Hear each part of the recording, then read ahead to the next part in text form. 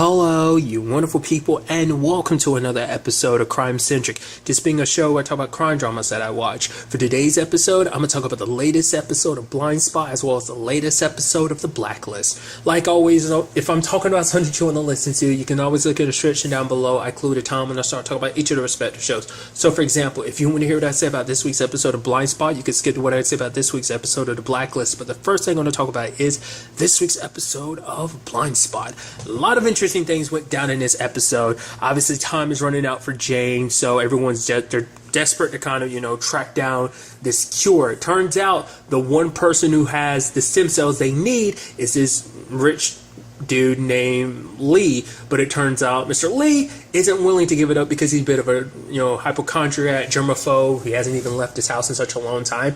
He won't give the stem cells over for any price, no matter what it is, even if it's just for, to give it to them, even though he knows their friend is dying, because it's like, yeah, because he might need it. It's like, well, you don't need it right now. It's like, yeah, but I might need it in the future, because he collects a lot of stuff like that. And so Patterson suggests, hey, we'll give you the Book of Secrets, that thing we don't have, but he doesn't know that. And I love that, it's like, Rich is like, how did you figure out that he'd be interested in the Book of Secrets? Like, he's, germaphobe, hypochondriac, and all that. So a book, all these unknown treatments to ailments and stuff like that, of course he'd want it. Plus, she saw, like, something that came up during, she knew it was connected to the Book of Secrets, but Rich is like, wait a minute, you learned that from my book? She's like, I might have skimmed it. He's like, no. Knowing what you know, you had to have read a lot of it. She's just kind of whatever. It's kind of like, I guess she didn't want to give him the satisfaction of knowing she, read very deeply into that.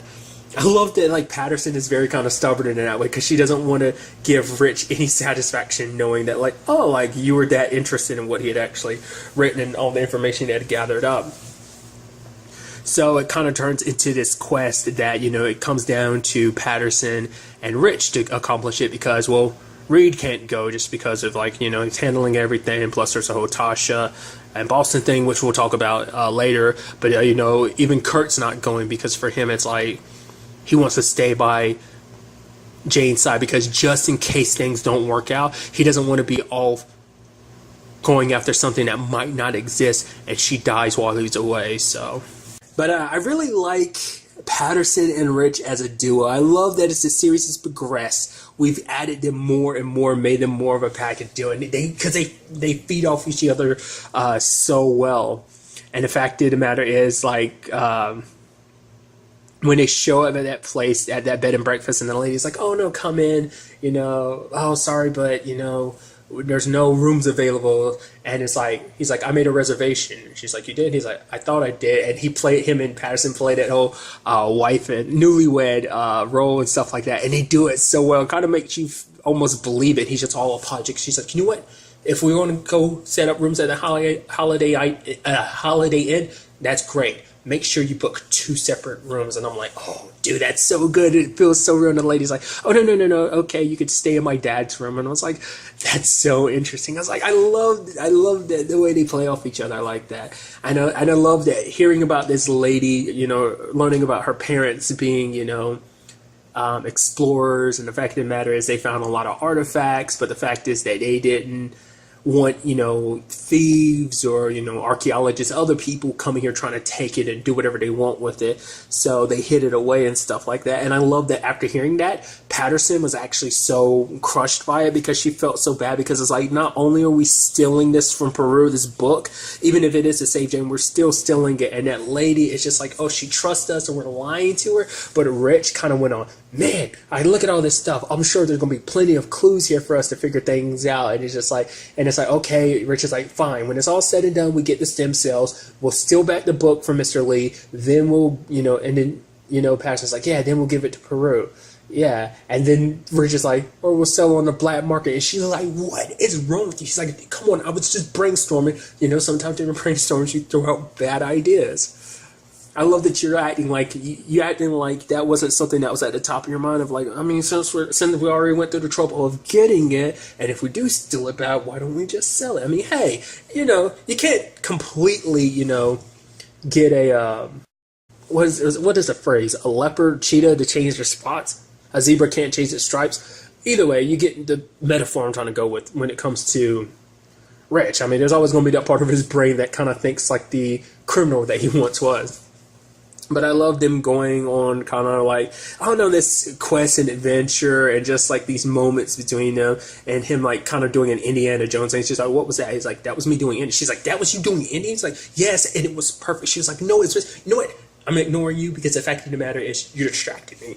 What I also love is when they do eventually find the cure and everything, that Rich did kind of get all like, he's like, I mean, you should be thinking the Book of Secrets. The fact of the matter is that was because of me, talking about how this fact is that Patterson didn't kind of believe in stuff like that. She was, Miss Doubtful and all that. And she's like, hey, no, what ended up saving Jane is the stem cells, not the book. It's just kind of like semantics and all the grand scheme of things. It's just them arguing back and forth. I really liked. It's actually kind of interesting because like the grand scheme of things, it's like if it wasn't for Rich, you could make the argument none of this would be possible even without the stem cells. Like him finding the Book of Secrets, like even though it ended up not being like this grand, book of crazy secrets and stuff like that, medical wise, it almost seemed kind of pretty basic in certain regards. The fact of the matter is, if it wasn't for his obsession with that, they wouldn't be where they are now. Because like Patterson, like Rich's obsession with the book led to Patterson having a lot of the keys that she needed to kind of put stuff together to kind of help go forward with everything. So it's just kind of interesting. Like once again, they feed off of each other in the sense of like each had pieces to the puzzle, and it took the other coming together to kind of figure things out and kind of put things in the right place. It's actually kind of sad when the grand scheme of things, because obviously like one of the clues went missing because it's like, oh my god, it was all for nothing. It's just a hole in the wall. But it's like, no, Roman had gotten there first, and he had taken the clues so that he could make sure that if anyone was going to find a clue, it would be them. And the second password is kind of sad. It actually was, I got you something, because the symbol for being like, oh, this is a hint to the password, was the symbol from Roman's coin, the coin that they passed back and forth. And it's like, he had left a note saying like, I'm probably dead if you're reading this, so hopefully you live longer than me, that you end up surviving this. And it's like, oh, like it's sad, because like I brought that up before, like it actually kind of surprised me that like even though with him and Jane at such odds, the fact of the matter is when the time came, he was still looking for a cure, not just for himself but for her as well, so because I think I talked about it before, like no matter what the circumstances, that was still his sister. Even if she wasn't Remy or not, he couldn't bring himself to let her die. He can put her through these torturous games and stuff like that, manipulate her, put all those tattoos on her, the new tattoos on her and everything, but still, I also love the fact is Rich really quickly had brought up the fact is that he was like, going to take pictures of the book before he ends up turning it back over. I wonder, will it actually be anything worthwhile really in there? So, because like, when it was all said and done, Mr. Lee tried to come get the book himself. Like the moment that dude was following him around, it's like, is that Mr. Lee? Mr. Lee's dude or something? And I was like, it turns out, yeah, it is.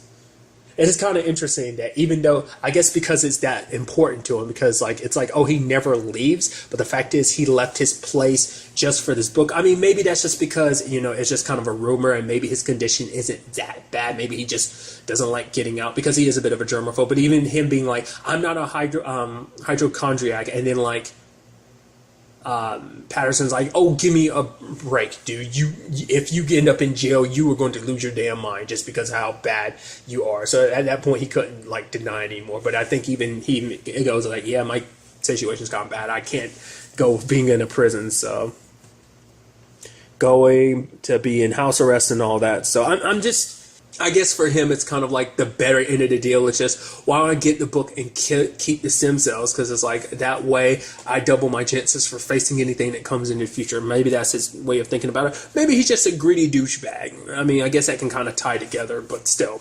I almost forgot about that line where it's like, where Rich was like, I know we're not actually married and you're not really my type, but sometimes when we finish each other's sentence, it kind of turned me on a little bit. And she's like, yeah, that's totally only you. And it's like, why would you even admit that, Rich? But there is a part of me that's kind of like, I wouldn't mind if Rich and Patterson got together. Like, they've got that married couple relationship, but I don't think they will ever hook up. I don't think it will ever be like that.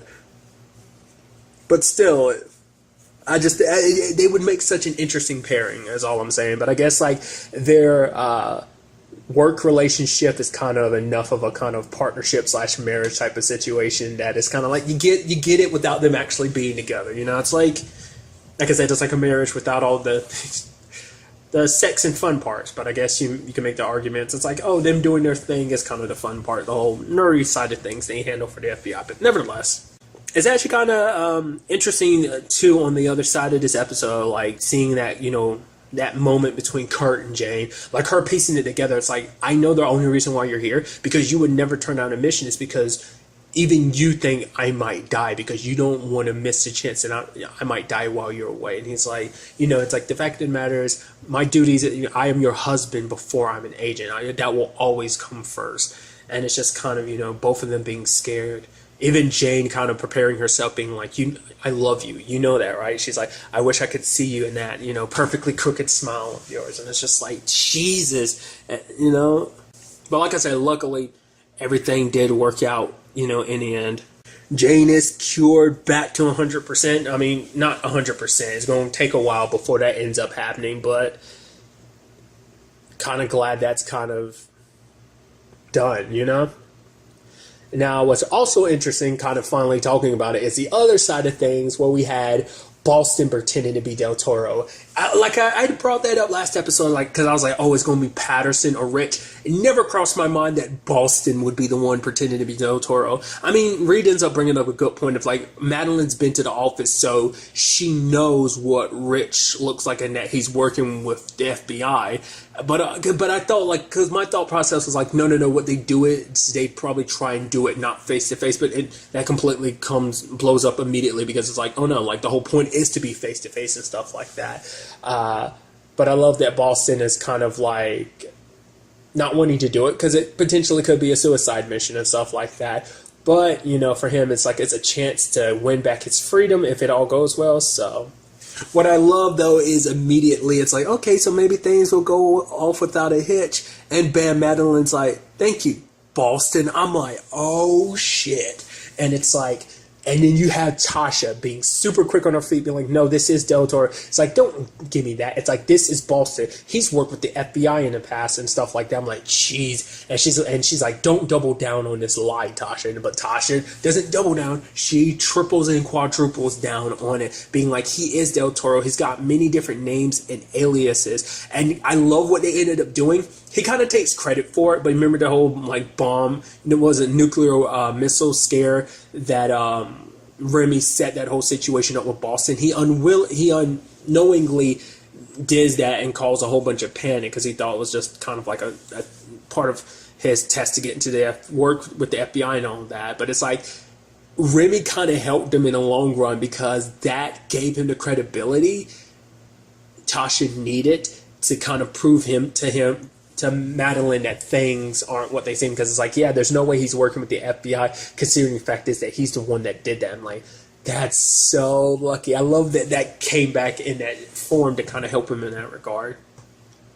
But I also love Boston, like, blowing up, being him, like, just being like, oh, just kind of blowing up and kind of showing off and stuff like that. It's meant to distract Madeline and everything. And Tasha being like, you know what? The fact of the matter is, I don't care how good and how smart he is. I'm going to put him down, and makes the swap and everything. And it's like, oh, you see Boston and Tasha smiling because it's like, yeah, we did it. We're so fucking badass. Then, sadly, it's like Madeline's come back. It's like, oh, yeah, we're not doing that, like, in the future. We're doing it now. Like the whole crashing the plane thing. It's like, she's like, we're going to do it now. Why wait? And it's like, geez. And you know what makes it even more twisted? It's like the look on Madeline's face. It's like it's going to be the biggest like aircraft crash in history. I think I said aircraft crash is what I meant to say. Sorry. In history, and she's smiling about it. Once again, showing you just how crazy Madeline is. And she took Tasha and Boston's phone, so it's kind of like, oh, no way for the team to track them down now, and they're going to some location where they will be invisible so no one can find them and stuff like that. So it's like, jeez. That just went from bad to worse. So it's definitely going to be interesting to see where that all takes us when we pick up with that. But clock is heavily ticking down from one situation to the next. It's like the moment Jane gets better, a whole other catastrophe is about to unfold, potentially. So we'll see how that all turns out. I'm very interested to see what the next episode has in store for us with all of this. And now moving on to this week's episode of The Blacklist, a very interesting episode. It's kind of interesting because obviously in this episode we saw Liz kind of using the Blacklist to her advantage. And it's kind of interesting because I can't remember what video it is because I wish I could give the person credit.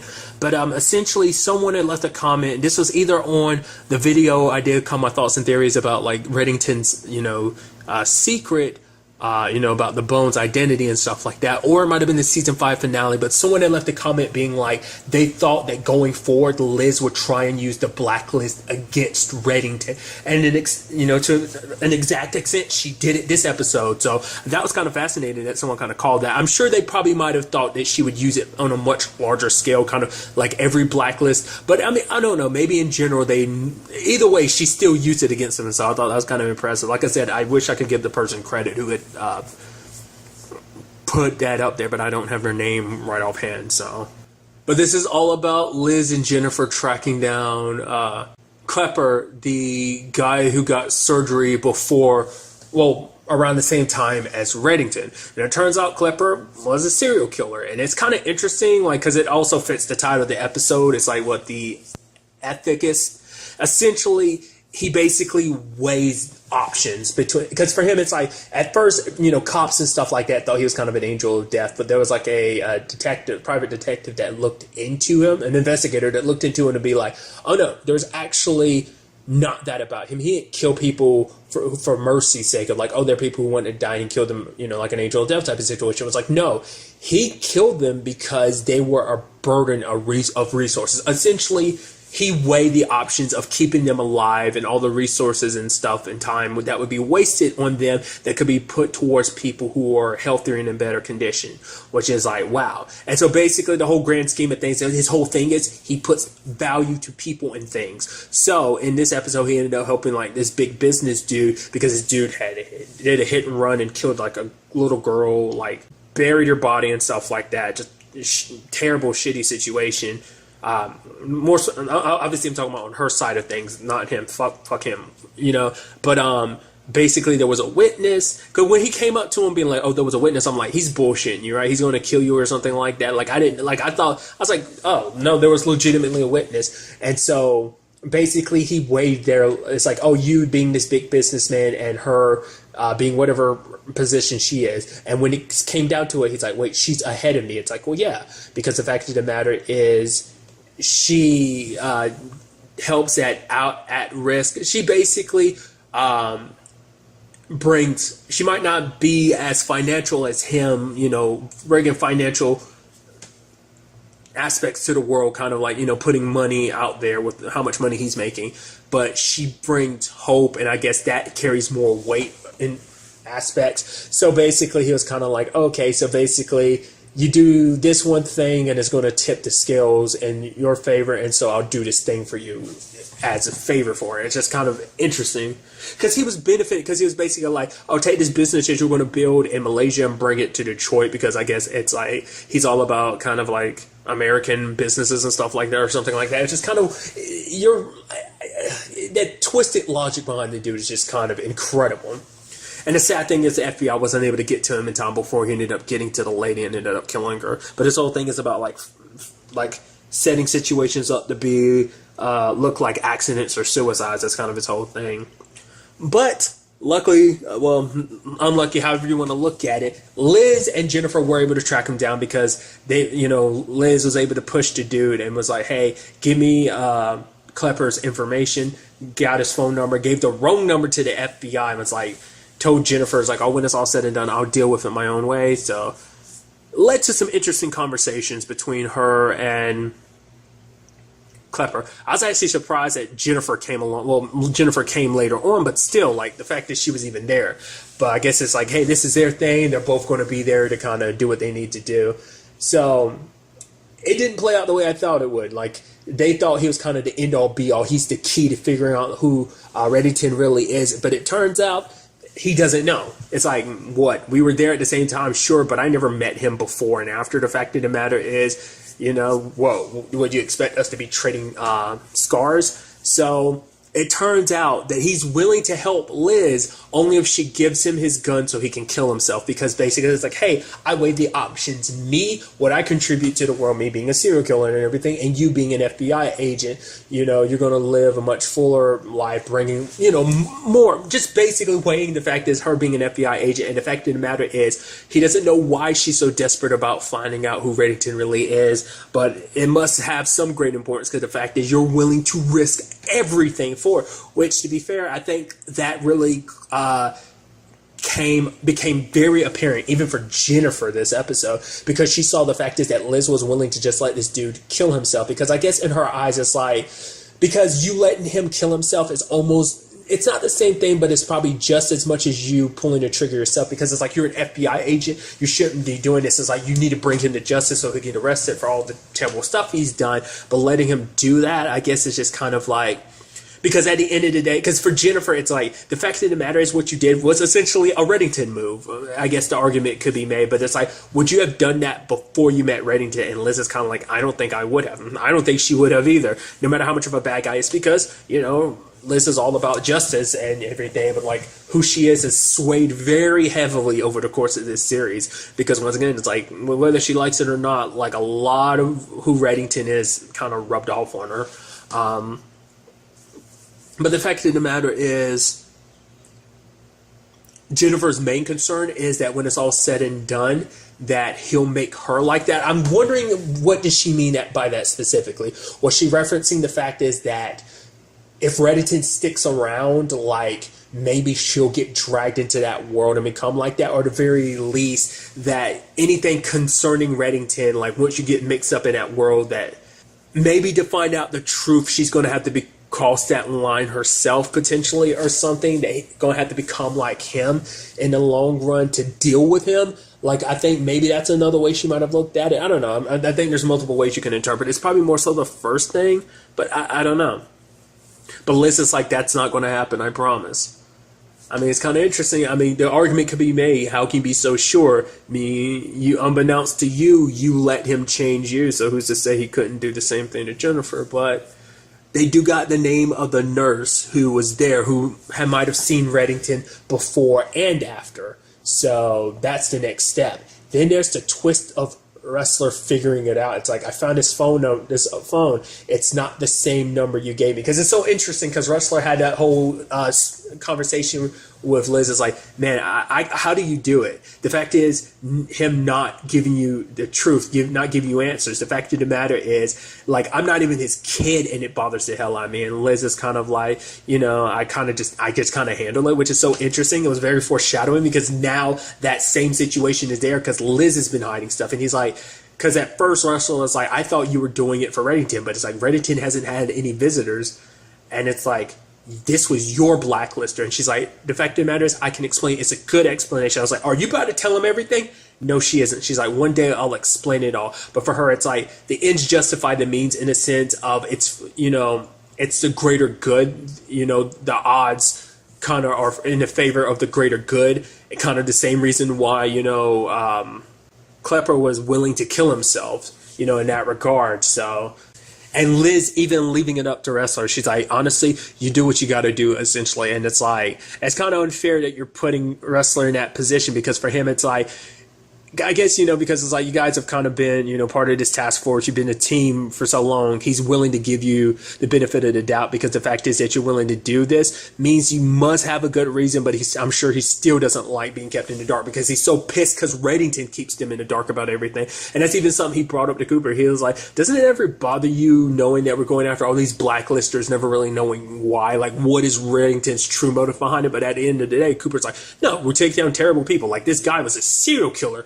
We took him down. Like, the world is kind of a little bit better off without him in the long run. So it's like, it's kind of okay. And so I guess that conversation could go doubly for not just Reddington, but also Liz, because it made him go like, he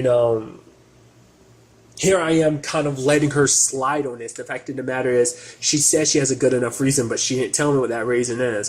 Once again, him being kind of the Boy Scout that he is, it kind of bothers Wrestler. But to be fair, Wrestler has swayed heavily. Like, it's not really him personally, because let's not also forget, like, it's been circumstances that have led him to kind of cross the line in certain regards, but more so it's like he still kind of stayed true to be very by the books in that regard, so it's hard to say that he's kind of necessarily been swayed. Even if he has on some minute way swayed to kind of be a little bit like Reddington or whatever, he's definitely not to the extent that Liz is, So there is that side of things. And then on the other side of things, we have Reddington suggest that he basically get a psyche eval because it's like, oh, am I crazy? I don't know. And basically kind of trying to convince the judge of like, oh, kind of let this through. And she's like, fine, I'll let it happen.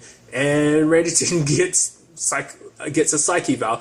I was wondering what his whole point of this was. I was like, was he really trying to use this in his advantage in the trial? It's like, no, what he was aiming for, because he was trying to get in contact with a buddy of his, Atticus, who was in that facility. Unfortunately for him, his buddy Atticus was heavily medicated. Later on, we kind of see why, considering, I guess it's kind of just like the fact that he has a very short temper like that. The lady had even made a joke, the nurse there had made a joke about him kind of going all Incredible Hulk. It's like, yeah, he was threatening to rip the doctor's tongue out and everything. So it's like, yeah, he kind of lost himself in a moment. So it's kind of like understandable why he's kind of heavily medicated. But that's the real reason why Reddington's there.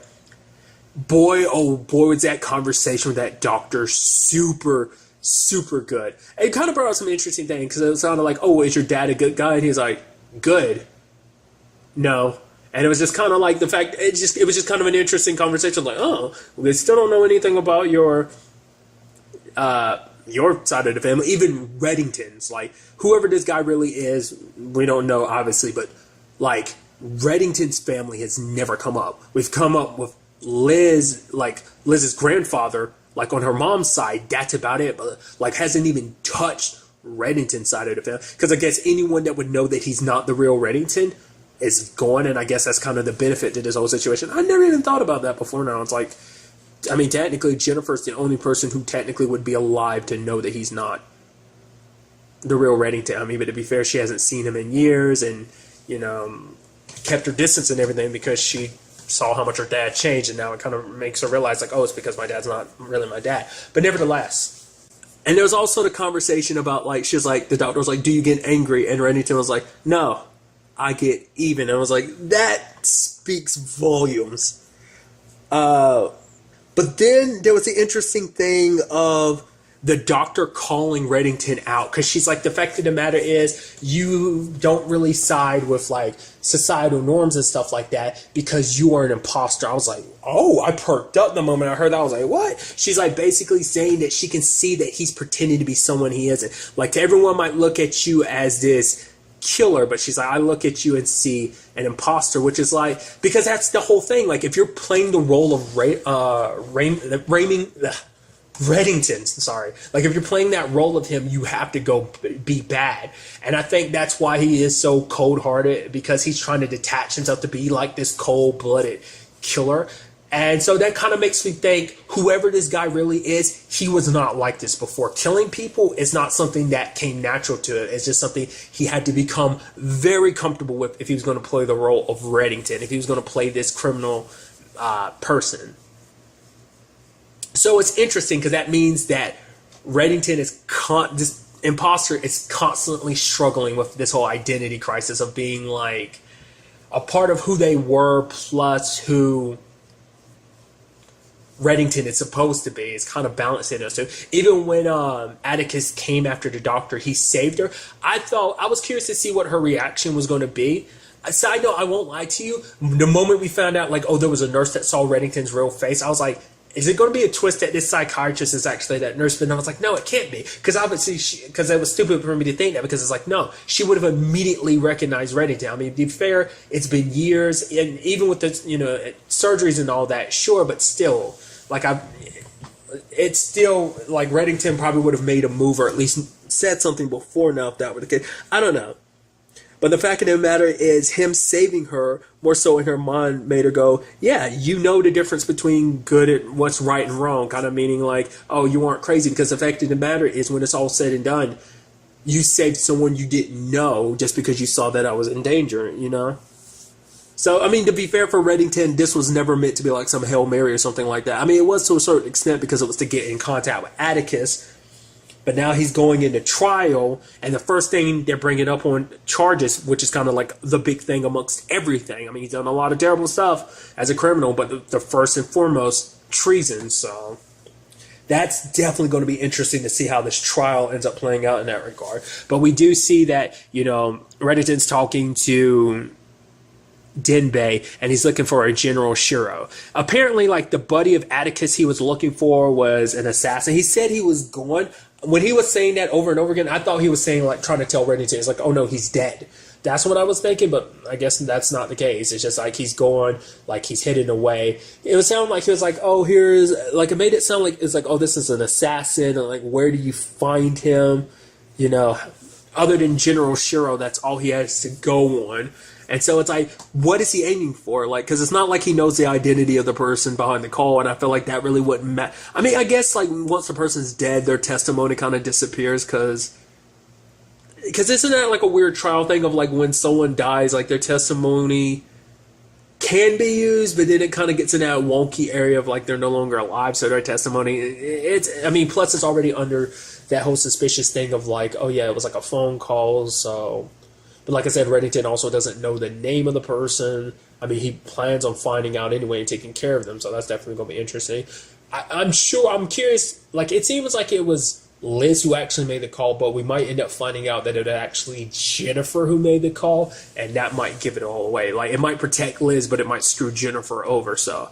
Part of me kind of... I might have brought this up at the beginning of the season. I don't think Jennifer's going to make it. I know, like, I think Liz is going to be fine, like, her cover. Like, maybe eventually at the end of the season, Reddington will find out, but maybe not until after he's already killed Jennifer because he thinks she's the one that betrayed him, potentially, and that she's might be the only one that knows the truth about his secret. Maybe at that point she will have found out everything, and Liz will too, but to protect Liz, she takes the fall, and Reddington kills her for it. Who knows? It's definitely going to be interesting to see how that potentially plays out. That's where my mindset is on it. So, but other than that, like, who else could it be? Like, would it be like the prosecutor that's coming? You know, the DA that's coming after him? Would it be the judge? Like, I don't know what Reddington's doing.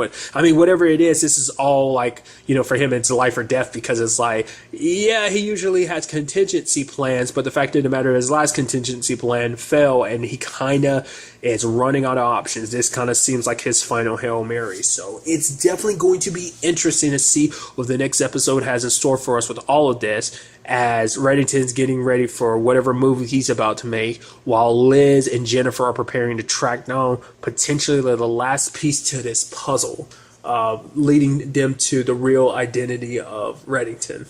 But really, that's all I want to talk about. Till the next time we meet, be happy, be safe, live life to the fullest, and enjoy it. Good day and good